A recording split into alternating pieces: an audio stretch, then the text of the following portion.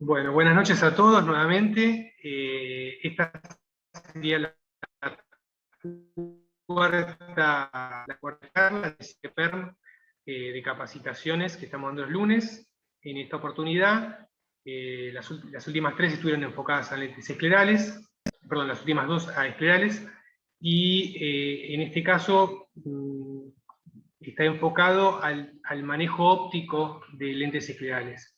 Es un tema súper interesante, que recién está, yo diría, en pañales, porque nosotros estamos utilizando las posibilidades que tenemos en una proporción muy baja, un poco por limitaciones tecnológicas, un poco porque todavía es algo que estamos entendiéndolo y aprendiéndolo, pero creo que tiene un futuro muy promisorio. Así que voy a tratar de esbozar cuál es el sentido del manejo óptico que se puede hacer con lentes esclerales para optimizar la visión del paciente y sacar el mejor provecho posible. Como siempre, si hay algo que estoy explicando y no se entiende o es un poco confuso, me pueden escribir en el chat y yo ahí aclaro las dudas que surjan. Bien, para arrancar con el tema de la optimización óptica, voy a recordar un poco ciertos conceptos desde el punto de vista del esquema del ojo, digamos, cómo funciona el ojo, al igual que un sistema fotográfico, es un sistema óptico compuesto por diversos medios transparentes y cada uno tiene distintos índices de refracción. Eso lo hace un sistema bastante complejo y a su vez tiene el factor agregado de que es un sistema dinámico, ¿no? Dado por la capacidad de la acomodación y que los medios que tiene son blandos, no es algo rígido como puede ser una cámara fotográfica construida con lentes de vidrio. Así que el esquema básico del ojo consta de la córnea, después tenemos el humor acuoso, después tenemos el cristalino y a posterior el humor vítreo. Cada uno de estos medios tiene un índice de refracción distinto y a su vez delante de la córnea tenemos justamente el aire con otro índice de refracción. Y a su vez el fil lagrimal tiene todavía otro índice de refracción distinto.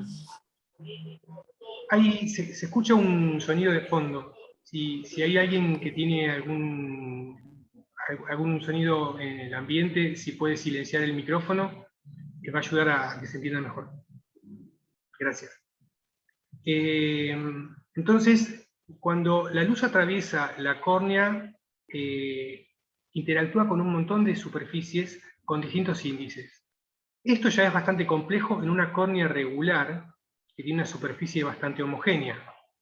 Pero en el caso de las ectasias o córneas irregulares, como los que trabajamos normalmente con lentes esclerales, esto le agrega, digamos, factores complementarios que producen aberraciones residuales que muchas veces nos traen dificultades para tratar de interpretar por qué el paciente no logra una buena visión. Así que a eso apuntamos con esta presentación, a tratar de dilucidar todos estos problemas. Tengamos en cuenta que la córnea tiene un índice de refracción de 1.376, el humor acuoso 1.334, y si lo tomamos como si fuera toda una unidad, lo redondeamos en un índice de refracción que es 1.3375, que es el que consideramos para cuando hacemos los cálculos de dioptría a milímetros. ¿Sí? Sin embargo, no son iguales. ¿Por qué digo esto? Porque en las ectasias donde tenemos variaciones de espesor de córnea, en alguna parte, sobre todo en el pico de la ectasia, que es donde tenemos la zona más delgada de la córnea. Además tenemos ondulación. Generalmente la superficie posterior de la córnea tiene una deformación que es similar a la que tiene la cara frontal. El hecho de que nosotros estemos neutralizando la deformación frontal porque estamos poniendo una lente rígida, no elimina el problema que tenemos en el polo posterior, porque el humor acuoso y la córnea tienen levemente una diferencia del índice de refracción. Y eso hace que, aunque sean similares, no son exactamente iguales. Por lo tanto, cuando la córnea tiene una deformación significativa, se producen en el polo posterior aberraciones residuales que afectan la calidad visual que vamos a alcanzar con una lente de contacto. Bien. Acá en una representación gráfica tenemos el esquema que dibujé a la izquierda y una tomografía de coherencia óptica con un caso bastante similar al que dibujé adelante. ¿Cuál es la característica que tenemos? Si nosotros consideramos el esquema del ojo, un ojo que no tiene una ectasia, una córnea regular, promedio, tenemos que considerar que la superficie corneal tiene un radio de curvatura cercano a las 43 dioptrías aproximadamente, es decir, 7,85 milímetros. Cuando tenemos una ectasia, sobre todo los queratoconos, la protrusión que se produce hace que el tejido se empiece a encurvar y nos da potencias refractivas de la superficie corneal superiores a ese poder que estaba mencionando recién, de 43 dioptrías. Entonces, ahí es donde nos encontramos con córneas que tienen 48, 50, 55, 60, 70 dioptrías de curvatura, y que por lo tanto inducen una miopía no axial, sino una miopía por deformación corneal. ¿Qué significa esto? Si tengo un paciente que es hemétrope y tiene una córnea base de 43, y es hemétrope, es decir, que su refracción es 0, y ese paciente desarrolla un queratocono, de repente su curvatura, su ápice corneal, pasa de tener 43 dioptrías a tener, como vamos a poner este ejemplo que tenemos en la imagen, 50 dioptrías. Entonces, si pasa de 43 a 50 dioptrías, automáticamente, no digo en toda la córnea, pero sí en la punta del cono, ese paciente desarrolló una miopía de la diferencia entre su córnea previa a la ectasia y la córnea con la ectasia. Si tenía 43 y ahora tiene 50, desarrolló una especie de miopía de -7. Significa que si yo a ese paciente no lo refraccioné, no hice absolutamente nada, pero tengo la topografía previa a la ectasia y tengo la topografía actual, puedo suponer, sabiendo que antes era hemétrope, que si yo ahora le agrego un cristal de -7, es probable que mejore su visión, aunque no vea perfecto, porque obviamente es un queratocono, pero a lo que apunto con esto es a establecer una relación entre la variación de curvatura de la córnea y la miopía que va desarrollando el paciente. ¿Sí? O la miopía que se manifiesta en la refracción, no significa que sea miope el paciente exactamente. Vanessa, ¿estás por ahí? Listo, ya la silencié. Ah, gracias. Este concepto es sumamente importante porque de acá surge la relación que vamos a definir luego para darle la graduación a las lentes. De hecho, en toda la caja de prueba del sistema SclearLens, si ustedes se fijan, por ejemplo, la lente con curva 8 tiene una potencia de -1. La lente con curva 760 tiene una potencia de -2. Y así sucesivamente. A medida que vamos utilizando curvas bases más cerradas, las lentes van teniendo potencia negativa más alta. Esa potencia está establecida con la finalidad de que la sobrerefracción al momento de hacer la prueba sea lo más baja posible, es decir, que la lente que estamos probando nos deje la potencia más cercana a la que tendría un paciente que fuera hemétrope previo a desarrollar la ectasia. Si yo tengo un paciente que tiene una miopía de -5 y luego desarrolla la ectasia, a este incremento de la miopía producto de la deformación de la córnea que se da por el queratocono, le tengo que sumar la miopía que tenía previa. Y ahí es donde puede ser que, por ejemplo, la lente de caja prueba nosotros tengamos que darle una sobrerefracción más elevada encima. ¿Sí? Pero entender bien este concepto de la curvatura corneal y cómo impacta en la potencia va a ayudar mucho luego cuando tenemos que elegir curvas bases en la zona óptica de la lente para optimizar su visión. Voy para adelante.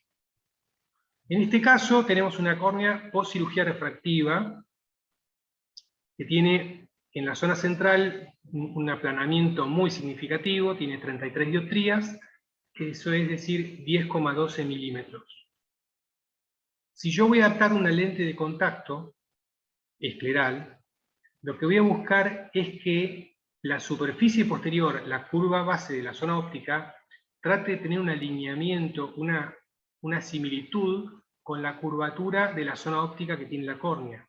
Porque de lo contrario voy a estar generando un menisco líquido con una potencia muy elevada que me va a distorsionar la visión y me va a obligar a incorporarle a la lente potencia que podría prescindir de ella.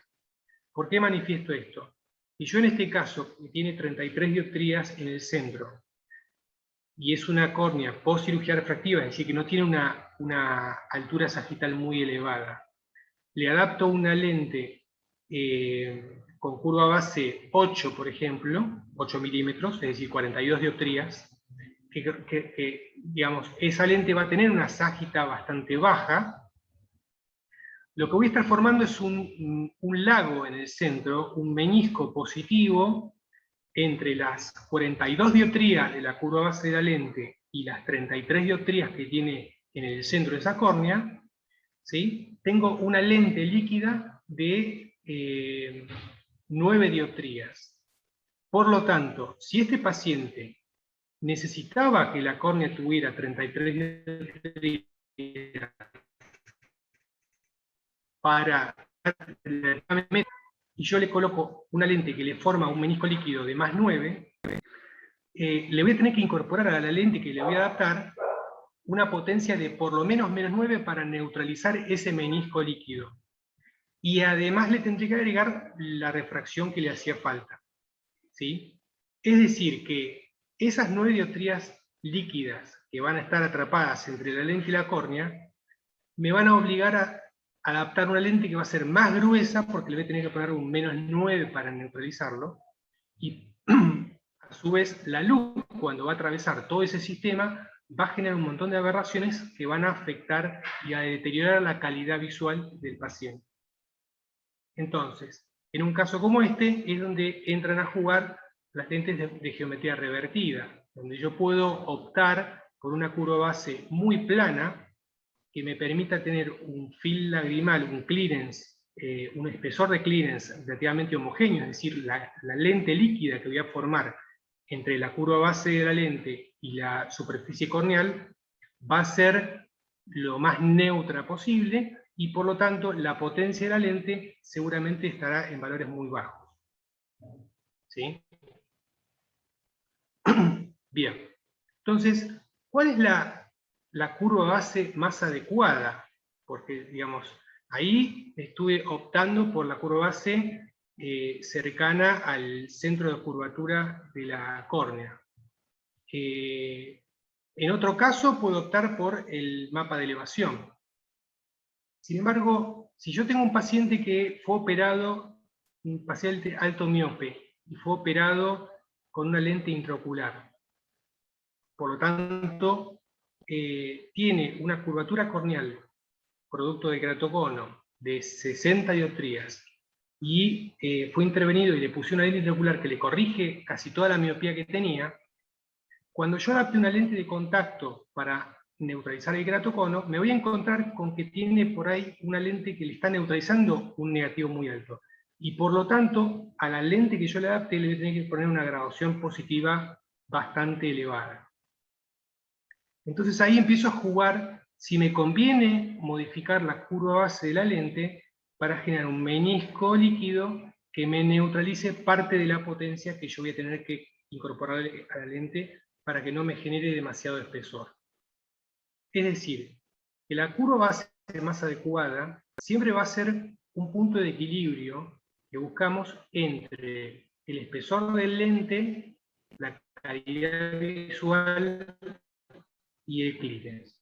De nada sirve tener el lente más delgado de todos si termina quedando con un clearance excesivo o si la calidad visual no es muy buena.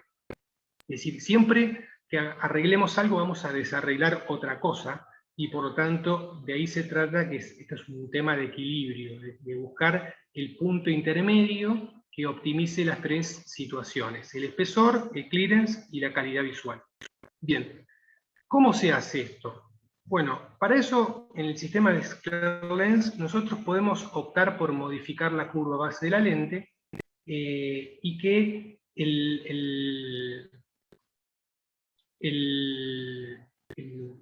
Vanessa, ¿estás por ahí? Dime. Hay algo que se está dibujando en la pantalla. Hay todas unas rayas amarillas. ¿Se puede borrar eso? Voy a ver. Hay todos unos rayones amarillos, justo. Bueno, entonces, nosotros podemos, con esta calculadora, que es un Excel, que nos permite incorporar la curva base de la lente que probamos, la graduación que tenía la lente que probamos, luego le agregamos la refracción que hicimos, y al final nosotros incorporamos la curva base que queremos adaptar. En este Excel, el Excel nos va a arrojar como resultado cuál es la potencia equivalente, es decir, caso 1, arriba de todo a la izquierda. Probé una lente que tiene curva base 760, tenía una potencia de -2, le agregué una sola refracción de -4, y la curva base que le voy a adaptar al paciente es de 750.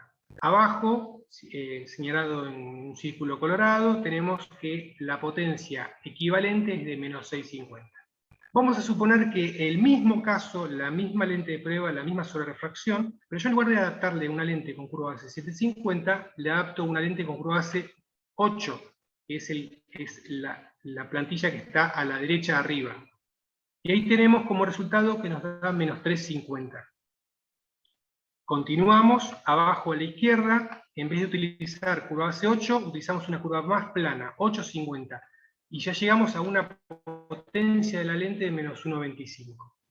Y por el contrario, si yo hubiera optado por utilizar curva base más rápida, es decir, curva base 7, que es lo que estamos viendo abajo, en el cuadro de abajo a la derecha, la potencia equivalente que tendría que tener la lente para que funcione de la misma manera es de -9.75. Es decir, que fíjense cómo alterando la curva base de la lente, nosotros podemos hacer una lente que tenga desde -9.75 hasta -1.25, o incluso podríamos irnos hasta el lado positivo si siguiéramos aplanando la curva base. Y de esa forma modificamos no solamente el espesor que va a tener la lente, sino que vamos a modificar también el clearance en la zona periférica, teniendo en cuenta que cuanto más cerrada, cuanto más curva es la curva base de la lente que utilizamos, más se nos reduce el clearance periférico. Y cuanto más aplanamos la curva base de la lente, incrementamos el clearance periférico. La zona óptica de estas lentes es de 8 milímetros. Por lo tanto, esta modificación que estoy mencionando se va a producir en la zona de diámetro de los 8 milímetros. Más adelante voy a mostrar un dibujo en donde se va a ver bien clara la superposición de distintos perfiles con distintas curvas bases y su modificación en el clearance. Otra herramienta que puede ayudarnos a elegir cuál es la curva base óptima para un caso es el mapa de elevación en la topografía. Ustedes saben, el mapa de elevación, creo que ya lo he mencionado en las otras presentaciones, nos da información, lo que hace es superponer una esfera, que es la que el algoritmo del topógrafo estima que es la similar a en la corta en un diámetro determinado, en hipógrafo metros de diámetro. Hay otros topógrafos que toman 6, 8 milímetros, pero digamos que con tomar 6, 8 milímetros es válido. Entonces fíjense que acá tenemos en la placa superior el mapa de elevación y en la placa inferior el mapa axial. Es el mismo caso que mencioné antes, que fue sometido a una cirugía refractiva, y por lo tanto la esfera de mejor ajuste que se genera en ese mapa, en el cuadro superior, es de 9,41 dioptrías. Milímetros, perdón, 35,86 dioptrías. Y la curva base de la lente, de la córnea, en la zona central, es de 33 dioptrías. Si yo adapto una lente con el mismo radio de curvatura que la esfera de mejor ajuste, estoy buscando una lente líquida positiva de más 250 entre la lente de contacto. Por lo tanto, si yo a ese ojo tengo que agregarle negativo, le voy a tener que agregar 2 dioptrías y media más de negativo para neutralizar la cámara líquida.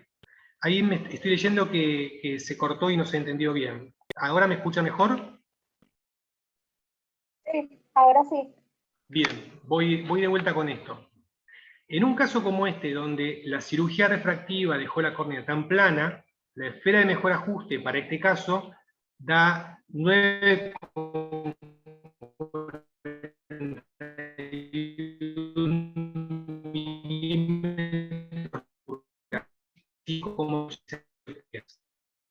Y el centro, eligiendo la curva base de la lente, eligiendo lo que me arroja la esfera de mejor ajuste del topógrafo, en ese caso se me formaría una lente líquida positiva de 2 dioptrías y media. A tener que neutralizarlo incorporándole 2 dioptrías, ¿sí? Se Bien. escucha bastante mal, se corta muchísimo, se entrecorta. A ver, muevo un poco la... A ver si ahora...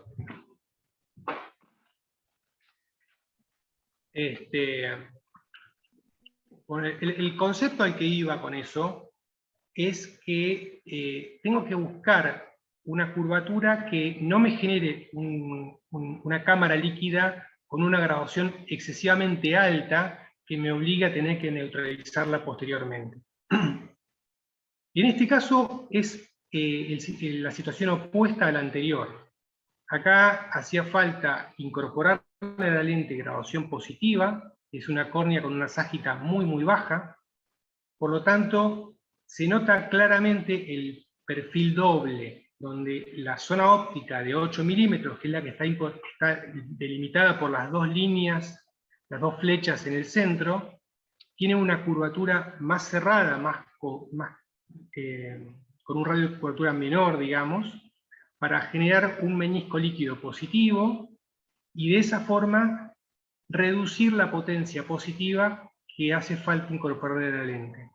Fíjense que el espesor de la lente se mantiene bastante constante a lo largo de todo el diámetro y eso reduce el peso y optimiza la transmisión de oxígeno.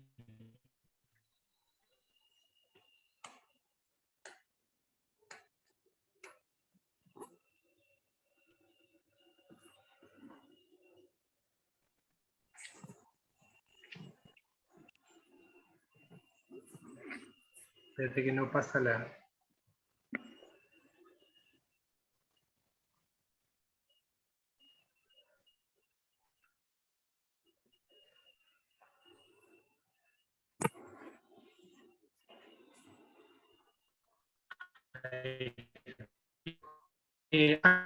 un tema donde se ve claramente cómo se puede optimizar la potencia reduciendo el espesor. Esta es la función que yo mencionaba antes, en la cual nosotros podemos pedirle al laboratorio que nos respete una determinada altura sagital y modificando la curva base de la zona óptica, nosotros podemos reducir el espesor de la lente. Me dicen que se sigue cortando. Si me dan un minuto, me muevo de lugar a ver si es un tema de la conexión de aquí. Sí, sí, está bien. Voy a detener un poco la grabación.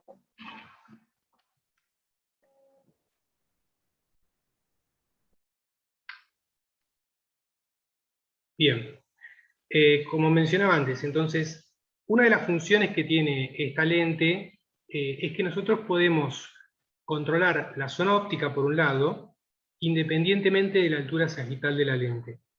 Es decir, que si probamos una lente y obtuvimos un clearance óptimo en la zona central, pero necesitamos incorporarle a esa lente una graduación negativa muy alta, que va a producir un incremento del espesor y queremos reducirlo, podemos modificar la curva base para bajar la potencia. En este caso tenemos dos lentes que tienen la misma altura sagital, el mismo diámetro. La lente que está dibujada arriba tiene una curva base de 6,75 milímetros y una potencia de menos 12. El espesor del borde de la zona óptica, es decir, en el límite de la zona óptica donde empalma con la parte periférica, tiene 437 micras. La lente que se ve abajo tiene una curva base de 8 milímetros, y eso hace que la potencia de la lente se reduzca a menos 4,25. El espesor en la zona más gruesa de la lente, que es el espesor de borde de la zona óptica, baja de 437 micras a 299, 300 micras. Es decir, que se reduce en 137 micras el espesor ahí.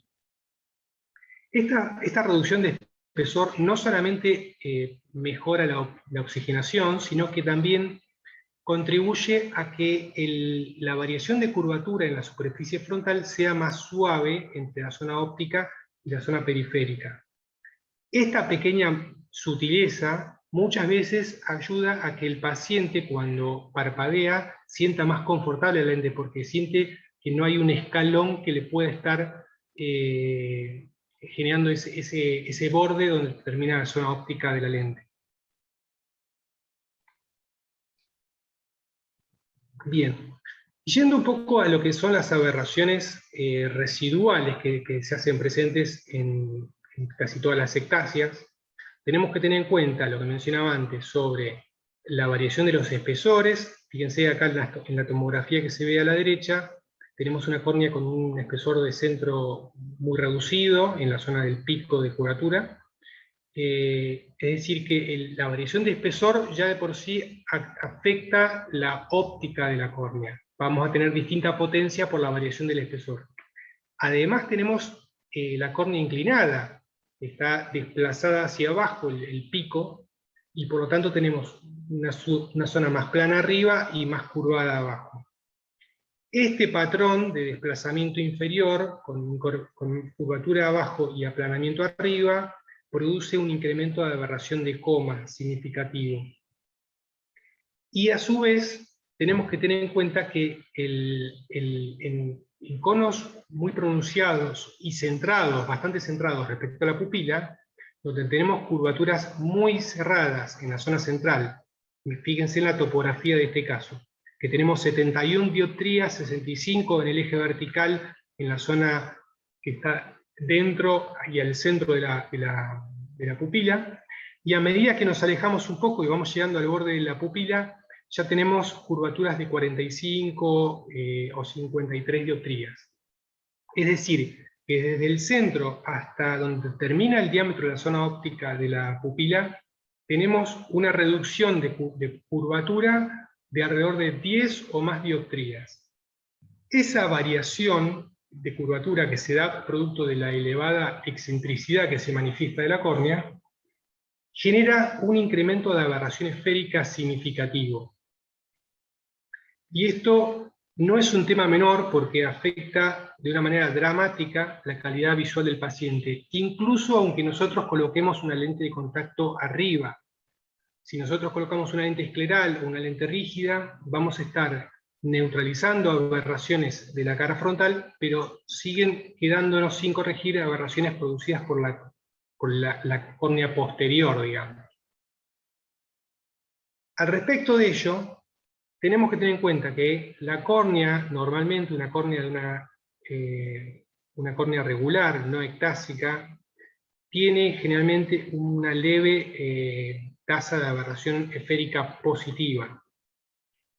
Y en los casos de queratocono, donde tenemos esta situación de una curvatura muy cerrada en el centro y un aplanamiento periférico, la córnea genera aberración esférica negativa. Por ese motivo, muchas veces los pacientes, aunque nosotros le coloquemos una lente y no tenga estrías ni leucomas, siguen sin tener una buena agudeza visual por la tasa de aberración residual que no está corregida. Al respecto, nosotros podemos hacer algunas cosas para mejorarlo. Voy a una diapositiva más para explicar eso.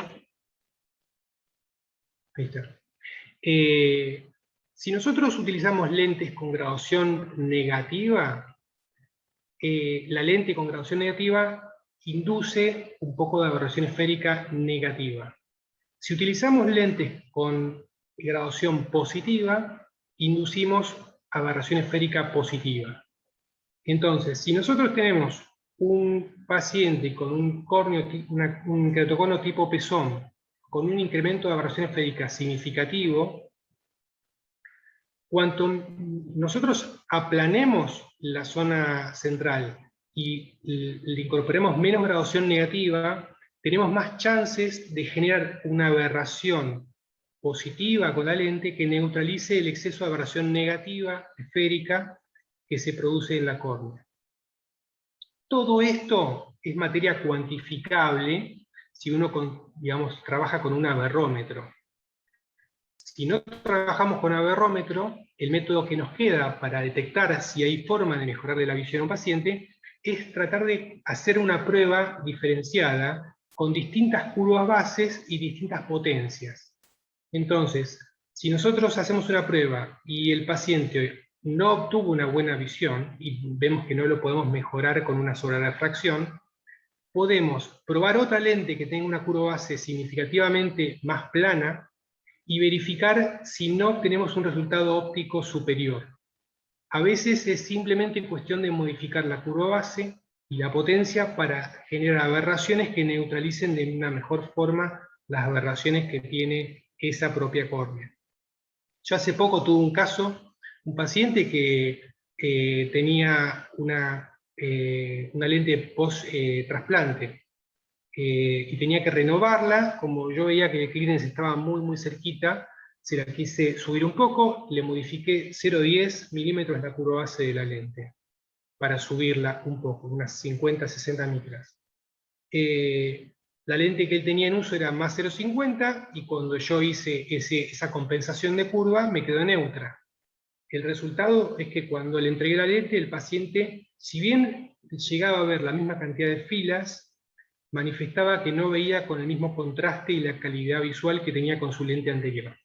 Efectivamente, volví a modificar la curva y la potencia, y ese 0,50 hizo la diferencia.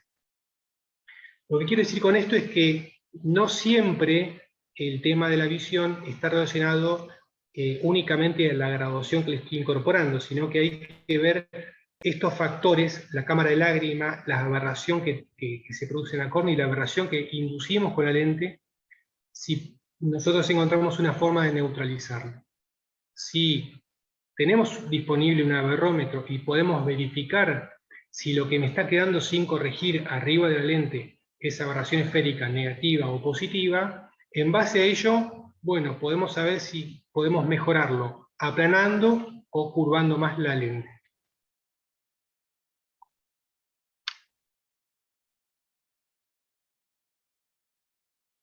Esto es otra de los motivos por los cuales muchas veces los pacientes no logran una buena visión. Fíjense en esta, acá tenemos una paquimetría en la placa de la izquierda, y en la de la derecha la elevación posterior de la córnea, que nos está mostrando qué geometría tiene el endotelio. Y fíjense que tenemos, desde el punto de vista del espesor, dentro del diámetro de la pupila, donde está el centro de mayor curvatura de la córnea, tenemos un espesor central de 360 micras. Y dentro de la circunferencia de la pupila, que es lo que más nos interesa, en el extremo superior llega a 480 micras. Es una diferencia significativa de espesores que se traduce en una variación en la potencia. Si lo miramos en la placa de la derecha sobre la diferencia de alturas respecto a la esfera de mejor ajuste de la cara posterior de la córnea, tenemos en el pico de curvatura 90 micras por encima de la esfera de mejor ajuste, y en la zona superior tenemos prácticamente 120 micras por debajo de la esfera de mejor ajuste. Es decir, que tenemos una variación de altura entre las 90 para arriba y las 120 hacia abajo de 210 micras. Se pueden imaginar la cantidad de aberraciones que tiene ópticas esta córnea, y por lo tanto, aunque nosotros adaptemos una lente, la calidad visual que va a obtener el paciente va a estar bastante reducida. Yendo a lo concreto y lo que nosotros sí podemos hacer y lo que podemos modificar, este es el gráfico que les mencionaba antes acerca de cuáles son las variaciones que se producen en el perfil de una lente cuando nosotros alteramos la curva base. Acá tenemos tres perfiles de lentes. El que está en el medio, el que se ve como un sándwich atrapado por la que es más plana y la que es más cerrada, sería el perfil tradicional de la lente. La que queda más elevada, la que se ve más plana arriba, es cuando uno elige una curva base más plana, y por lo tanto, para respetar la altura sagital de la lente, en el centro todas coinciden a la misma altura, pero se incrementa el clearance periférico, es decir, que si yo adapto una lente con una curva base más plana que la que había probado, y respeto esa misma ságita, estoy separando la lente en la zona periférica de los 8 de los 9 milímetros respecto a lo que fue la lente de prueba. Y en sentido inverso, si yo utilizo una lente que tiene una curva base más cerrada, estoy reduciendo el clearance en la zona de los 8 o 9 milímetros, que sería el caso de la lente que está identificada acá con la curva base de 650. ¿Sí? Modifico la zona óptica, la curva base, y afecto el clearance periférico. Pero tengo control de la óptica de la lente.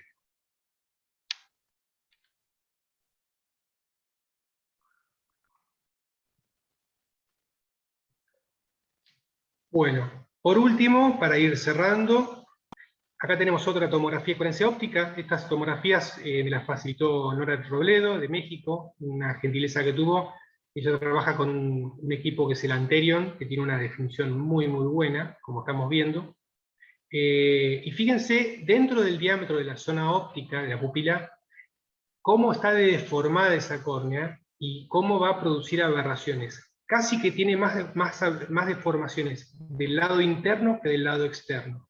Por lo tanto, aunque nosotros neutralicemos las aberraciones frontales, hay que ser conscientes que nos van a quedar aberraciones sin corregir del lado interno, que a veces se pueden llegar a neutralizar parcialmente con algún tipo de cilindro. ¿Cuál es la utilidad del cilindro?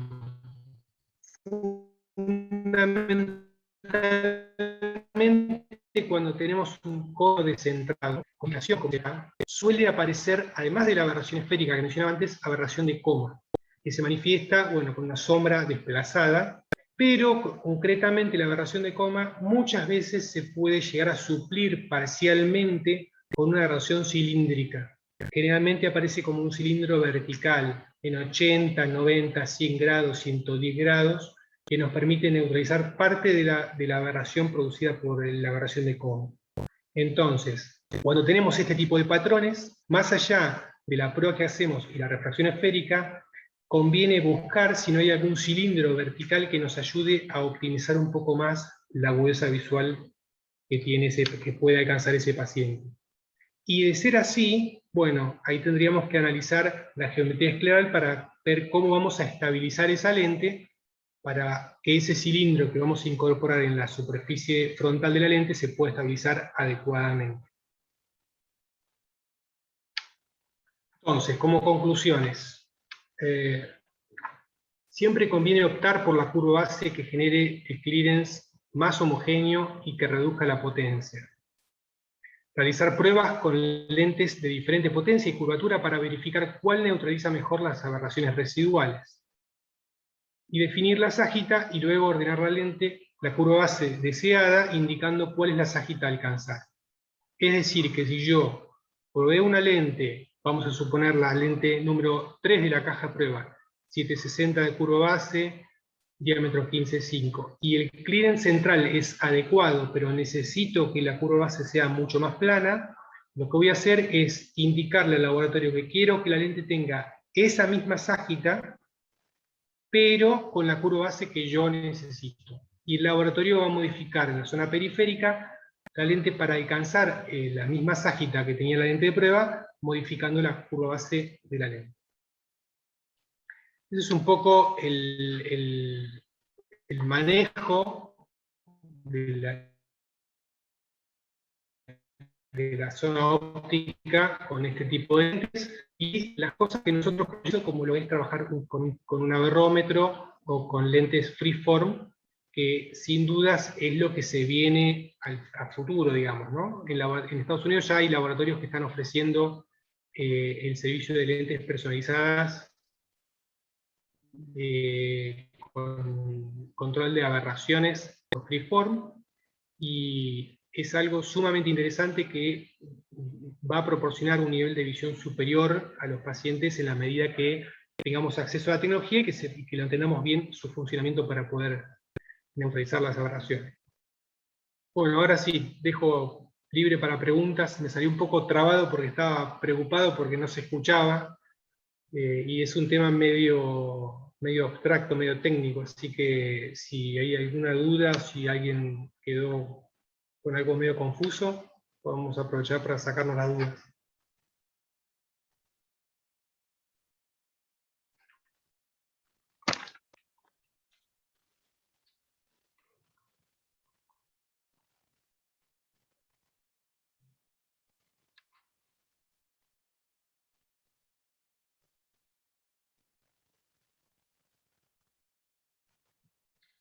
O se durmieron todos, me parece.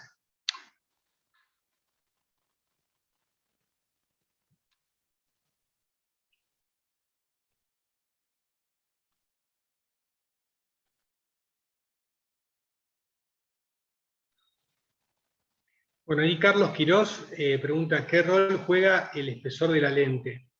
Bueno, es un rol importante. De hecho, muchas veces nos pasa que tenemos un paciente que viene utilizando lente rígida corneal, y cuando pasa a una lente escleral encontramos dificultades para alcanzar el mismo nivel de visión, ¿no es cierto?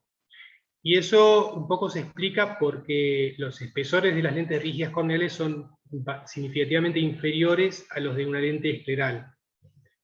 Entonces ahí, por un lado, tenemos que la lente rígida termina actuando prácticamente como una lente delgada, y la lente escleral funciona como una lente gruesa. Tenemos dos lentes gruesas. La primera lente gruesa es el clearance, y la segunda lente gruesa es la propia lente escleral. Entonces, cuanto mayor sea el clearance y mayor sea el espesor de la lente, más aberraciones estamos generando. Así que sí, el espesor juega un rol, y siempre lo que se busca es tratar de reducirlo al máximo, específicamente clearance.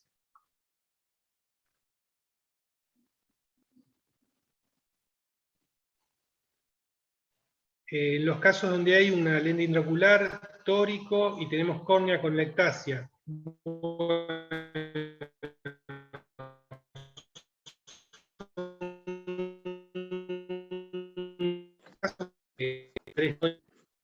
un enorme porque tenemos que incorporarle. ¿Cómo? No se escuchó nada. La respuesta se cortó totalmente el audio. Si puedes repetirla. De la última pregunta que te hicieron, no se escuchó nada. ¿Sobre la lente intraocular o lo del espesor? Sí, correcto. Sobre la lente intraocular. Bien. Lo del tema de lentes intraoculares es muy complicado, es muy complejo, porque generalmente cuando hay una lente intraocular tórica tiene un cilindro bastante alto, especialmente porque el médico busca neutralizar el cilindro de la ectasia, que suelen ser altos.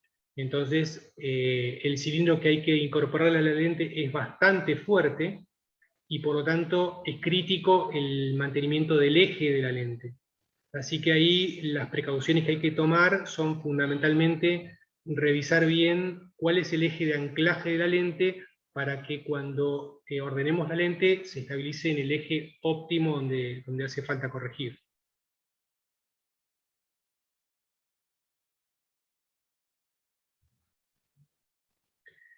Gisela pregunta, cuando el queratocono genera aberración en la cara anterior de la córnea, la forma más acertada de compensar es aplanar. Bien. No siempre, el tema sería el siguiente. Cuando es un queratocono tipo pezón, o un queratocono oval, pero bastante centrado respecto a la pupila, y tiene una excentricidad muy elevada, en esos casos hay una incidencia significativa de aberración esférica. En esos casos, concretamente, es donde nosotros, incorporando lentes que tengan menos potencia negativa, podemos contribuir a reducir la aberración esférica o a tratar de compensar parte de la aberración esférica que está produciendo ese queratocono. Incluso si llegamos a poder incorporar una lente con graduación positiva, podemos inducir aberración esférica positiva que trate de neutralizar la aberración esférica negativa producida por ese queratocono. Pero obviamente que esto hay que probarlo en cada caso, ¿no? A futuro, los planes que tenemos son los de ya tener control de afericidad en la zona óptica para poder y decirle al laboratorio que queremos que la lente tenga determinado coeficiente de afericidad para generar nosotros de forma controlada la cantidad de aberración esférica que queremos para neutralizar el residual que se está produciendo en el ojo. Es un proyecto que tenemos a corto plazo.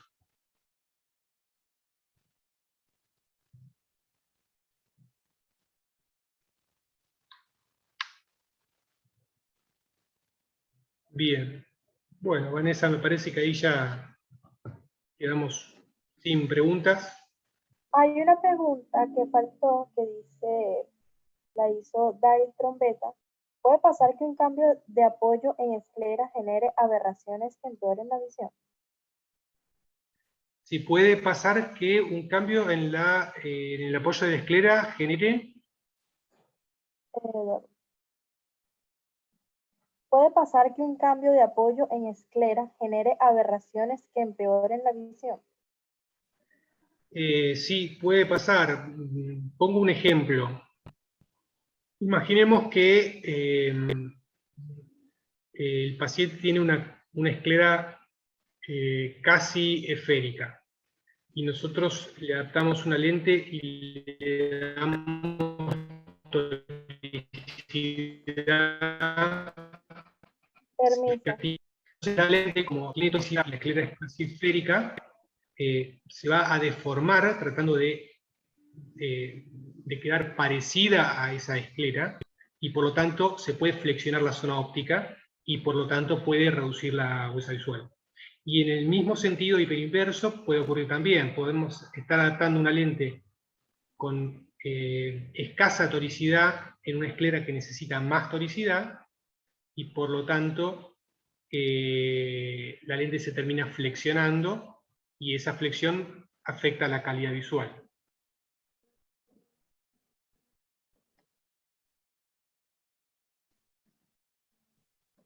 Ok, en el chat te están agradeciendo bastante, escribiendo. Bien, bueno, gracias a todos por haber participado, por la paciencia con la conexión un poco inestable, y bueno. No, muchísimas gracias a ti por estar acá, por la paciencia explicando todo. Se entrecortó. Se corta, no te escucho bien. Sí, ¿ahora me escuchas? Sí, ahí te escucho mejor. Ok, que muchísimas gracias también tú por la paciencia y buscar la forma de dar la clase de mejor manera. Bueno, muchas gracias a todos, buenas noches, y cualquier duda que surja o lo que fuera, me pueden escribir a hotmail.com.